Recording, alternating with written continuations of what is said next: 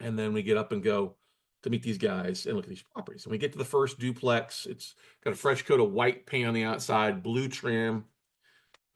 And two of the guys, I guess, didn't live there. One guy lived in Corpus. The other two guys lived in Austin. And we're excited to see this property. I'm like, oh, you haven't seen the property? And the one guy says, oh, I'm the only one that's seen the property. I think his name was Will. But Jack and this other guy who are partners in Austin, like, oh, yeah, we're excited about this. This should be good. So we open the door to this first duplex and walk in, and the ceiling was bowed down and the floor was bowed up. I mean, not in a good spot. There's heavy cobwebs in this one side of the duplex. I was like, okay, all right, maybe this is the one that needs the work. But it hadn't been lived in a while. And we go to the other side, and it was just as bad. And that kind of felt like a good kick in the shins or in the huevos, if you know what I'm talking about. So we proceeded to go by 2 or 3 more duplexes. 2 other duplexes were okay. A couple had tenants in them. But we get to the eightplex, and this is 2-story eightplex. And you pull up to this thing, and it looked like something out of a roach motel. And it was a roach motel, basically. It had a lean on it, literally leaning to the left. Okay. They had cut off the doors to get into the bottom so the doors would actually open up.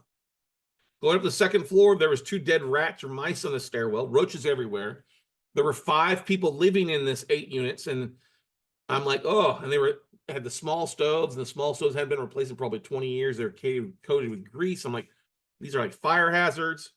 And I asked the guys, do you have any, can I see the insurance on this? Like, oh, there's no insurance on this thing. And I'm like, as I'm going through these, Boyd is a little good nature on that. I'm just getting quieter and quieter and quieter. And we get in the car to go back to this Bill Miller barbecue to talk about after looking at all of them. And I told Boyd, this is just this is a deal. We're not going to do that. So we get out of the car, and of course, this guy Jack, who's one of the 3, goes, all right, you're ready to sign contracts and get your checkbook out. And I just looked at him. I said, we ain't signing shit today. And he got all mad. He wanted to get loud. And I'm like, listen, this deal is not as the photos look like. It looks like crap. And I was willing to go to blows as the guy wanted to throw down. I mean, he's a bigger guy than me, but hey, I'm no slouch. All right. I had my quickness, you know. But Boyd's still a little bit more diplomatic on that. And he's talking, well, you know, guys, come on now. It wasn't as you showed it. It's not the properties. And through some talking, as we're sitting there eating barbecue, we find out that these guys had put it under contract sight unseen, and they just wanted to get their earnest money and option feedback. They wanted some other guy, some other schmuck to come in and sign it over that they would get their money back and they could walk away from it.